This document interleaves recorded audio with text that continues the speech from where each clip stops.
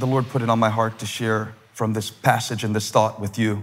And I want to speak to you today from 2 Kings 4, 1 through 6. And really, I want to speak to someone who is in a deficit in an area of your life. The more I become exposed to, I'm convinced there are many different varieties of poverty. And so you can be rich financially and broke emotionally. You can be rich financially and broke relationally. You can have a lot of responsibility and not a lot of joy. Or you can have a lot of joy and not a lot of influence. And so I learned that poverty, although we tend to associate it with finances, can be a poverty of a different kind. And that really helped me when I was first starting preaching. I thought, and I was telling Mike this morning, right before I came out to preach, how, some people come to church and take the bus, and some people come in a Bentley in the same church. And so you kind of feel on the surface like, well, maybe you can't preach the same message to the person who is in the top tax bracket and maybe the person who hasn't had a job for 2.5 years. But you learn over time, if you pastor people and pay attention, that everybody has a deficiency. And that we're not all that different. The reason I like this text from 2 Kings 4 is because it seems like a small little practical, almost incidental miracle on the surface, but understanding the surrounding context in the life of the prophet Elisha, he just finished solving a problem for 3 kings. And right after this, he performs a great miracle for a very wealthy woman. And sandwiched between those 2 magnificent miracles on a grand scale, where he's consulting political advisors like a real prophet would, and where he's hanging out with a top donor, there's something that happens that seems so small on the surface. And that's where my assignment is today in 2 Kings 4, 1 through 6. And I hope to be able to preach it to you on a very personal level. So let's read the text together and discuss it a bit. The wife of a man from the company of the prophets cried out to Elisha, "Your servant, my husband, is dead. And you know that he revered the Lord." Sometimes we find ourselves in situations that are not the result of our disobedience. And have you noticed that life doesn't make allowances for your crisis? That the universe doesn't send out a memo when you're having a bad day? Hey, everybody be nice to her today. Her mom is sick. It would be nice if life's demands would accommodate my crisis, but they don't. And so the bills were still due, although the woman did not have the means. And so this creates a sense of deficit, a very desperate deficit in her life, as it turns out. And this crisis is not a national crisis, it's a personal crisis, but the man of God takes time for one woman just like he took time for 3 kings. I love that. That just touches my heart so much, because he's not just presiding over a royal wedding across the pond somewhere, but he's right up in your life while you're crying at night and while you're trying to figure out how to build your own relationships. God is into that. Touch somebody, say, God is into you. So she comes with this need, probably seems small in the scope of a big, bad, important prophet who's commanding kings, but she comes to him boldly and says, "Your servant, my husband, is dead, and you know that he revered the Lord. But now his creditor is coming to take my 2 boys as his slaves." Elisha replied to her, "How can I help you?" So it sounds like he's about to get the checkbook out, but then he makes this weird move where he answers his question with a question. "Tell me, what do you have in your house?" She said back, "Your servant has nothing there at all. That's why I'm coming to you. If I had something to put on eBay, I would have done it by now. Do I need to back up and take it from the top? I told you nothing except a small jar of olive oil." And Elisha said, "Go around and ask all your neighbors for empty jars." This dude can't hear. He's good at talking, but he can't hear. "I don't need jars. I need oil. I'm broke. I don't need something to put nothing in." Or do you? See, in the beginning, when God created the world, it was without form and void. And the first thing that God did was to form it before he filled it. I'm going to keep reading this Bible passage because we only have so long. Go around and ask all your neighbors for empty jars. Don't ask for just a few. Then go inside and shut the door behind you and your sons. Pour oil into all the jars. And as each is filled, put it to one side. She left him and shut the door behind her and her sons. They brought the jars to her. And she kept pouring. When all the jars were full, she said to her son, bring me another one. But he replied, there's not a jar left. Then the oil stopped flowing. And the gravitas of that last verse is such, we got to read it in the King James Bible, like the one your grandmother had, that big one. I'm going to put it on this big screen for you, the King James version of that verse. And I'm going to take my title from this one verse. It came to pass when the vessels were full that she said unto her son, bring me yet a vessel. And he said unto her, there is not a vessel more. And the oil stayed. I want to speak today for a few moments about frozen oil and chosen vessels. So if there are many varieties of poverty, and if the abundance of our life really consists in the flow, you know, like Jesus said that from your belly will flow rivers of living water, or like it says in Proverbs that from your heart flows the issues of life, so you got to guard it. It is instructive that Elisha, the prophet, in performing his first miracle, cut off the flow of the Jordan River. First thing he did when he became the prophet was to grab the mantle that fell off of Elijah, who, by the way, he was known for giving strange commands as well. When he called the false prophets up to Mount Carmel, you can read about this in 1 Kings 18:19. It's amazing because the people were in a drought. And he said, whichever God answers by fire is the true God, because he was challenging their idolatry. And when he got up there on the mountain, before he called down fire, he made them pour water on the wood, because sometimes God will make a situation seem impossible to men, so that when fire falls and the wood starts to burn, you won't think it was because of the quality of the firewood, but it is because of the power of God. Now, if you got wet wood in your life today, start rejoicing right now, because God is setting you up to do something so special. And he wants all the credit. He wants all the credit. He wants all the credit, so he allows this woman to get down to seemingly nothing. Do you notice that her first instinct when the prophet says, what do you have in your house, is to say nothing. Her first instinct is to minimize what little she has left. Now, I can't prove this. It's not in the text, but just imagine with me. And maybe, I don't know. You know, prophets are weird. Maybe Elisha asked her that question, and when she started to answer, maybe he made eye contact with her. You know, awkward eye contact. You got anybody in your life who has really low relational skills? People have no concept of personal space. You got any close talkers in your life? Let me see if you got any close talkers in your life.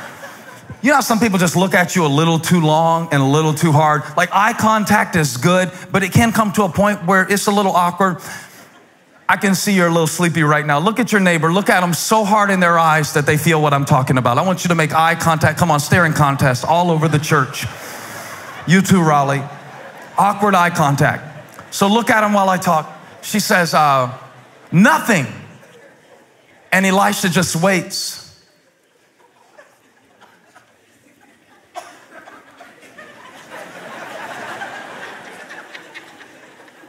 Somebody say nothing.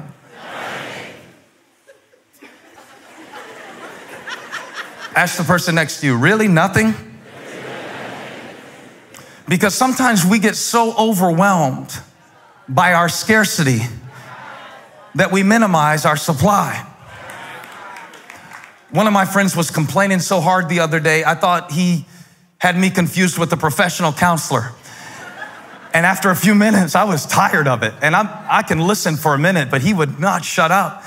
And finally I said, bro, do you have anything going good for you right now? And he said, no, nothing. I said, really? Nothing? not eyelids. Let me see your hands. You walked in this room. You woke up this morning. That's not nothing. Huh? That's not nothing. So the first thing that I see in the miracle is Elisha instructs this woman who is at a deficit to check her oil. And I want to preach to you today, check your oil. It is possible that you are overlooking the very thing that God wants to perform a miracle through. When you've lived in a deficit long enough, it can be difficult to appreciate the supply that you have, especially when you've lost a lot. She's lost a husband. She's spent almost everything. She's got one little jar of oil in her freezer. I know it's not a freezer, but go with it. It goes with my title, frozen oil. And she's got a little bit of oil, just a little bit of oil. And it's so little. In fact, the oil is so small that she doesn't even think it's worth mentioning. Okay, I'll say it. God is about to do a miracle through something that you don't even think is worth mentioning.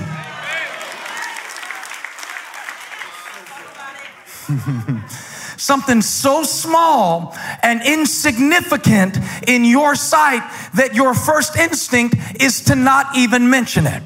But the enemy wants you to despise your oil because he can't steal your oil.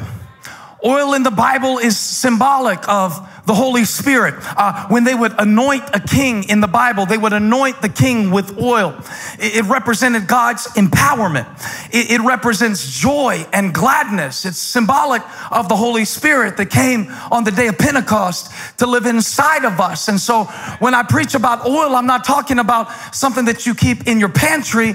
I'm talking about something that you have in your heart, the gift God gave you, the people God put in your life, the idea God gave you, the time he gave you, the season you're in.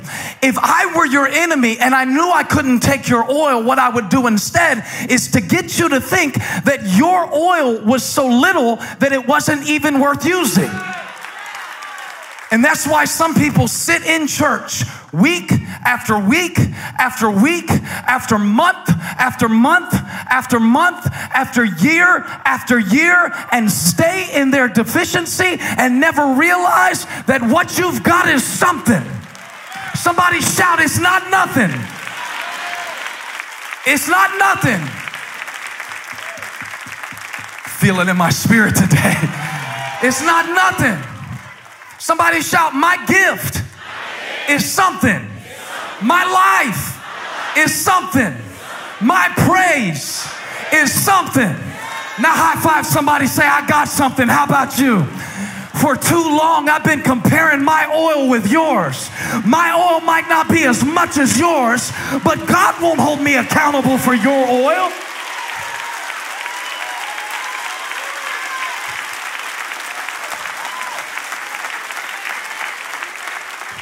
He learned this from Elijah. Go look and see if you see anything in the sky. And the servant came back, nothing. Go look again, nothing. Go look again, nothing. Go look again, nothing. Go look again, nothing. Go look again, nothing. This is getting really old, Steve. Can you just get to the point? How old would it get if you were the one running to the top of the hill to look at nothing? And then finally, by the time you do see something, it's so small, you minimize it. There's a cloud. Somebody shout, there's a cloud the size of a man's hand. See, it's not the size of the cloud that determines the size of the blessing. It's not the amount of the oil. It's not how smart I am, how well educated I am. It's not even my estimation of myself. If God calls me and chooses me, nothing on earth shall be able to stop me. Shout if you believe that in the back of the room.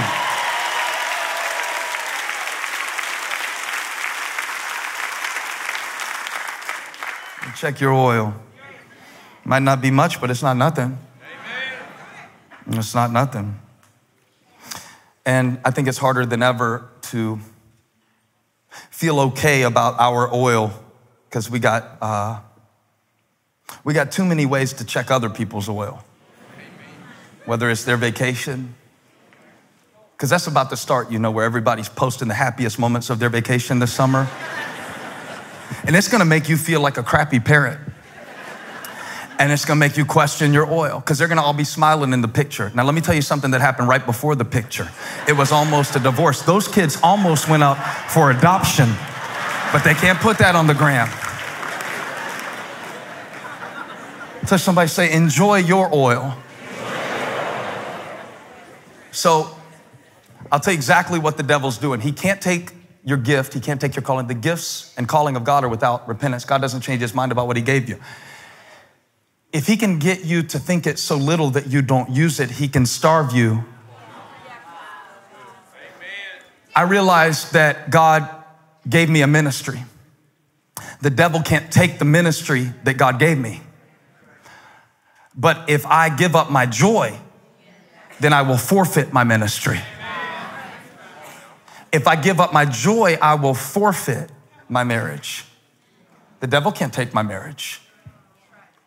But if he can get me to despise my oil, like to make me think I'm not a very good husband, or I don't have what it takes to be a dad, then I'll say it's nothing when it's really something. Notice by the end of this passage, this woman has a house full of oil.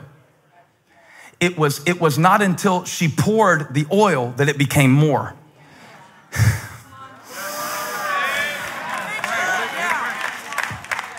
And when you feel poor, you don't pour, because you hold on to what you have. So when you feel like a poor parent, it keeps you from wanting to try. Talk to me. And I can go from here to here real quick as a parent. Really quick as a parent.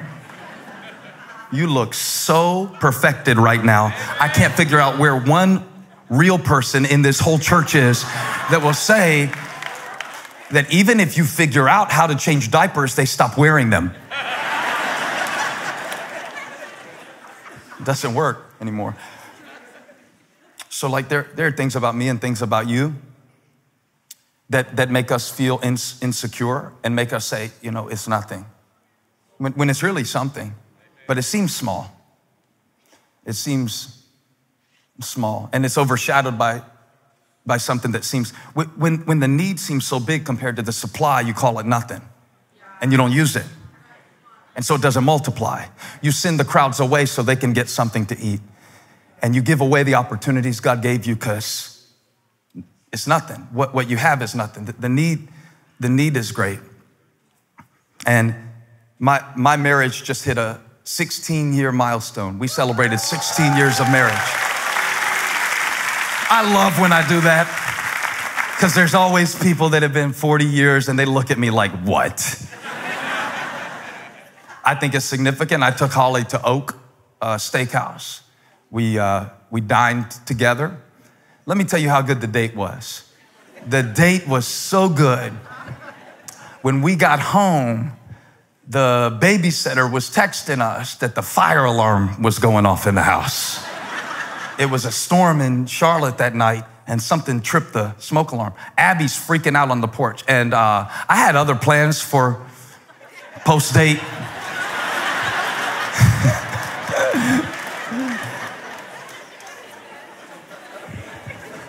So I'm driving fast down the driveway, right? Can I talk to y'all? But the kids are on the porch and the fire alarm's going off in the house, and it's not a fire, and the alarm system is bugging out, and she already tried to take the battery out. So Abby is freaking out, and I'm holding her because she's 7. And when I grabbed her, she stopped crying, and I felt like the dad of the decade, because I knew what to do. I knew if I started singing Hamilton from the Hamilton soundtrack, that Abby would stop crying, and it worked. And she stopped crying. And I felt like the man for about 5 minutes until we had to call the fire department. Not to put out a fire, but to turn off the alarm. What made it worse was when they got there, when only the brave showed up at my house. They're walking down the driveway, the nicest firefighters you would ever want to see. Let's hear it for the firefighters. These men come walking down the driveway. And my wife is the one in the house trying to fix the detectors because I don't know what to do. And I'm holding Abby, and 5 minutes ago, I was the man, and here come the firefighters, and they're looking at me like, really, dude? And I can tell that the one that's coming in first goes to the church. He didn't say it, but he had that look in his eyes like, you're my pastor, and I'm ashamed of you. You're much bigger on the screen. What kind of man are you? So I didn't make eye contact. I just thanked them for their service, and they got it off, and there was no carbon monoxide, and we're alive to tell about it. Isn't it funny how I was the man 1 minute, but then now you got to understand, it's little stuff.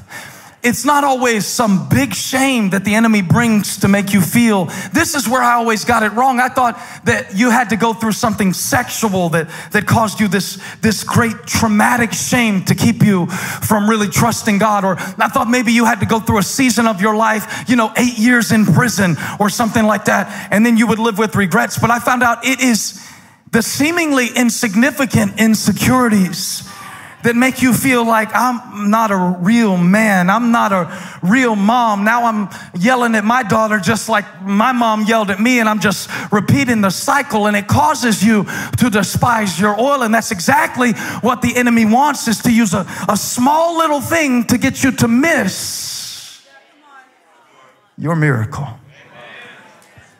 Because your miracle is hidden in what you've been overlooking.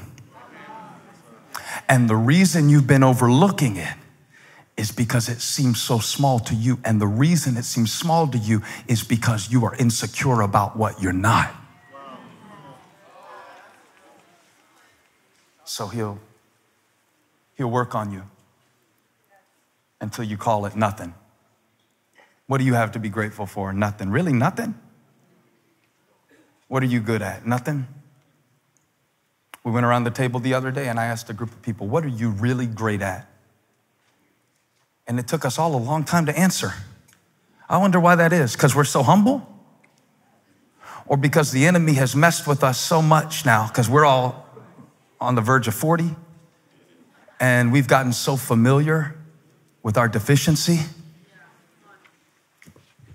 When you've lived in a deficit for a long time, it overshadows the oil that you do have. He wants you to despise your oil. He wants you to despise the season of life that you're in.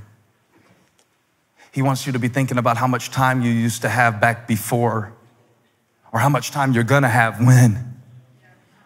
Meanwhile, the question of the prophet is not, what do you wish you had in your house? What do you have left? Because that's what God is going to bless. What you have left. God is going to bless what he gave you. You are his chosen vessel. And the oil you have is the oil you need. And the strengths you have are the strengths you need. And the experiences that you've had are the experiences that you need. But notice this, the oil only flows when it is poured. You can pray over it. You can cry over it. You can wish for it. But until you pour it, it will stay one small jar. If the enemy can't take your oil, he will try to get you to stop pouring. And some of you have stopped pouring. You got your heart broken. You poured your love into your last relationship, and it didn't work out. And they left you, and they hurt you, and they turned away from you. So you stop pouring. And when you stop pouring, it stops flowing. You used to encourage people, and then you got discouraged, and you stopped encouraging. But God told me to tell you, keep on pouring, because the more you pour, the more it's gonna flow. I feel like preaching till somebody prays, until somebody pours out the praise you've got. Now, we tend to think, I'll pour more when I get more. But the way it works in the order of God is it becomes more as it is poured. Isn't it just like God to command you to pour something that you don't feel like you have enough of. Strange instruction. I don't have much poured out. It's the weirdest strategy in the world, but I'm going to tell you, I think this stuff works. I think as you pour it out, it becomes more. Really, I'm convinced of it. Because I tried that thing where you feel sorry for yourself when you're discouraged. I tried the other thing where I encouraged somebody else when I felt discouraged. The first one took me deeper into my deficit and my discouragement. The second one is the weirdest thing because I didn't feel like I had it to give. I wanted somebody to encourage me. And bitterness will keep you from pouring what you have while you wait for what you want.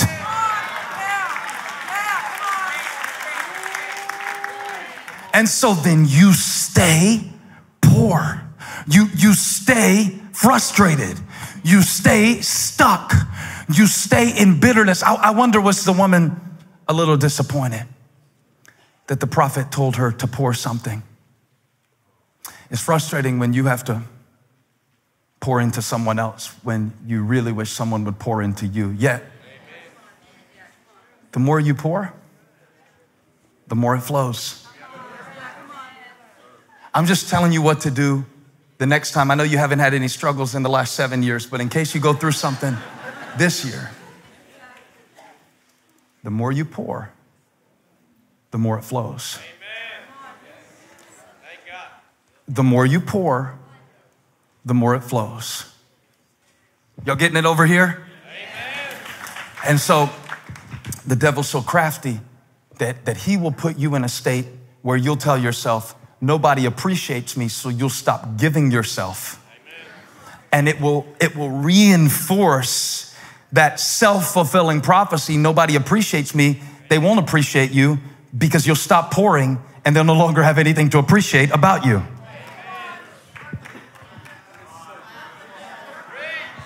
That's why Holly said the other day, they don't even care what I cook.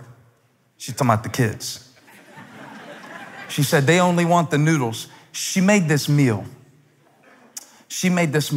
And if you're considering marrying, in this age that we live in right now, there's a lot of things that can attract you to a person. I appreciate many qualities about my wife. I appreciate the fact that she has excelled to the point where she now, can I tell y'all something? She grows her own Swiss chard. Do you know how bougie that is? So now, here's some homegrown Swiss chard and some chicken. And when the kids went back for seconds, she said, they don't care about the chicken. They don't care about the homegrown Swiss chard. They just want the noodles. That $1.29 box of noodles. They would be happy with just the noodles. I said, girl, I know exactly how you feel. I feel that way sometimes when I'm preaching. The devil will tell me that, they really don't care. They're not going to remember this sermon. It's the craziest thing how I get into self-pity. And it's like, they don't appreciate my Swiss chard, my scriptural Swiss chard, my biblical chicken. But I looked at her, I said, girl, if you don't cook it for anybody else, keep cooking the chicken for me. It's not even about those little brats. Let them eat the noodles. Give me the chicken. I want the Swiss chard. Now, you got to have this sense in your life, servant of God, that I'm not doing it for them. Because sometimes you will pour into people and they won't say a word, but they're not your source. I said they're not your source. I might be pouring into people, but I'm pouring for the Lord. So I can keep pouring if you appreciate me. I can keep pouring if you don't. I can keep pouring if you stay. I can keep pouring if you walk out. Who am I helping make some noise? Some Swiss chard preaching. I'm so grateful. I'm so grateful that God kept pouring into me when I seemed unprofitable. Amen. And so I got to keep pouring. It said that she kept pouring. I wonder how stupid she felt when she first started pouring. Now, once it starts working, it was probably kind of fun. And I will point out one thing that I thought was kind of funny. We were talking about this, JJ, weren't we? How Elisha told her in verse 3, give me the verse, go around and ask all your neighbors for empty jars.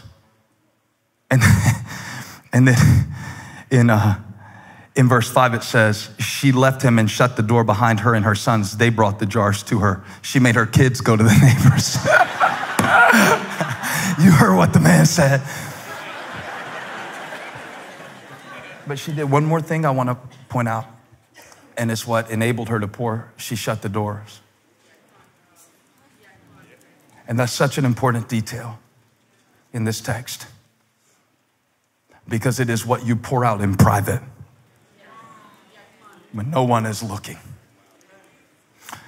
And a lot of us are so busy praying for more oil, more opportunity, more.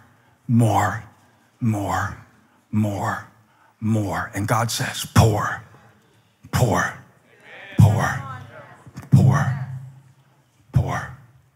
And the more you pour, the more it flows. You're never going to pour out what you have while you're so busy consulting what everybody else has. You'd be like the woman.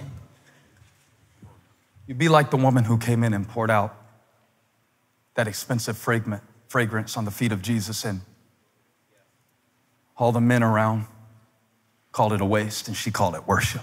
Amen. Because you're always going to feel like it's not enough. And even if you feel like it is enough, you feel like it doesn't matter. Have you had a day like that in the last 7 where you felt like this doesn't even matter? Shut the door and keep pouring. Amen. In fact, sometimes the best thing to do is shut your mouth and keep pouring.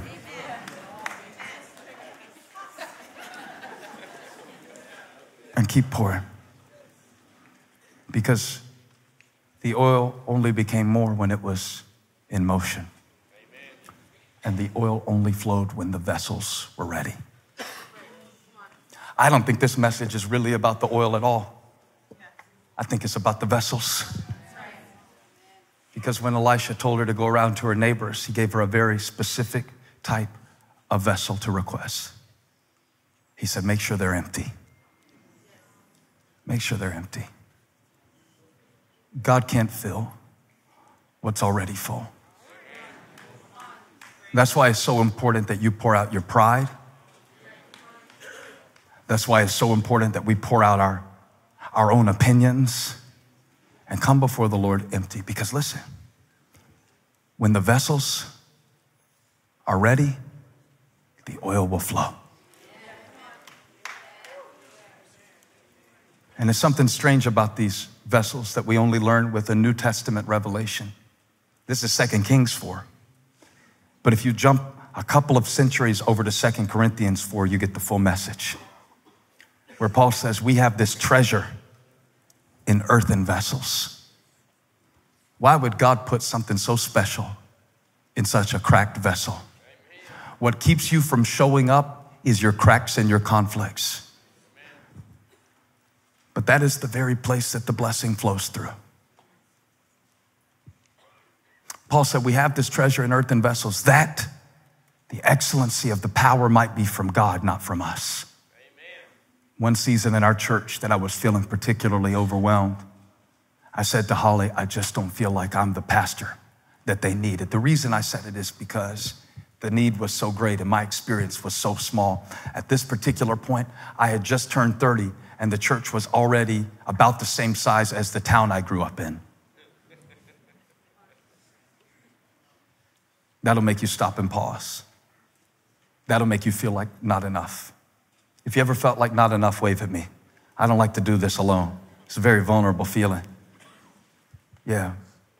I said, I don't feel like I'm the pastor that they need. She looked back at me cold-blooded and said, "You're the one we've got."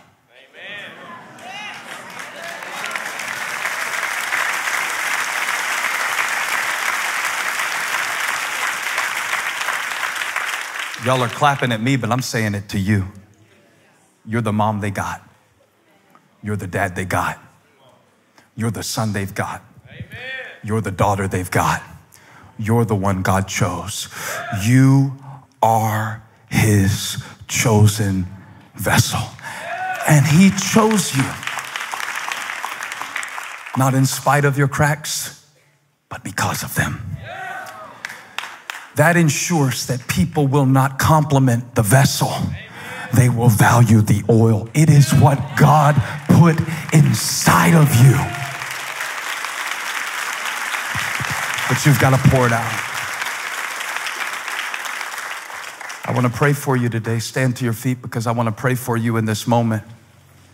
If you've been in a deficit emotionally, spiritually, relationally, financially, deficits come in many different varieties. But if you are that empty vessel today and you come to the end of yourself, I got good news for you. That's the starting place for God's supply to be poured out in your life. And my God shall supply all of your needs according to his glory, not according to your quantity of oil, but according to his glorious riches. I have preached this message today with the hopes that in this moment, you would see yourself as a vessel that God is ready to fill. And when the vessels are ready, the oil will flow. And it's good when you feel empty. It's good when you feel like you're not enough. It's good when you know your need, because then you remember your source. Right now in this moment, I want to ask that everybody who needs a touch from God today in an area of your life where you've been feeling deficient, I want to ask that you just close your eyes, lift your hands to heaven, and forget about all the people around you. Let's shut the door for a moment. And let's come before God in honesty and sincerity like this woman did with the prophet. She knew where to go first. She took her needs to the man of God. She didn't run around from neighbor to neighbor to neighbor like we tend to do sometimes. She went to God first. And if we seek first his kingdom and his righteousness, all these things will be added to us. But if we run around, if we don't open our hearts before him, we will die for the lack of what he has already provided. There is oil in your house. There is a reason to be grateful. There is a strength in this season of your life. And Father, today with our hands lifted up, and with our hearts open, and with our minds renewed, we thank you for the oil we have. Somebody say, thank you, Lord, for my oil. God, we're sorry for complaining about the oil that we lost, or we're sorry for comparing our oil supply to others. We come to you today in humility of spirit, declaring that what you have given is all that you require. We thank you for the gift of your grace in our lives. We thank you for your mercy in this moment. We thank you for your enabling power, your anointing for this season of our lives, that where we are is where we're supposed to be. It's by design. God, we determine in our hearts in this moment not to become bitter about what we've poured out that we didn't receive a return on. We declare that you are the source of our strength and you are the strength of our lives. And so we lift our eyes to the hills. Our help comes from you. Our joy comes from you. And you are more than enough to meet every need. Father, we lift our eyes to heaven today. Would you fill our cups to the top? We thank you that goodness and mercy flow over. Our cup overflows. You are with us in this moment. We declare that your presence is more than enough. Your word is more than enough. Spirit of God, fall fresh on your people now. A fresh outpouring, a fresh anointing. May they receive it in the power of your great name, Jesus. Hey, thanks for watching the Elevation Church YouTube channel. If you enjoyed this message, take a minute, click the subscribe button on your screen. That way you won't miss a single video. And if this ministry has impacted you and you'd like to partner with us to continue to reach others, you can click the link in the description below to give now. Thanks again for watching, and don't forget to subscribe.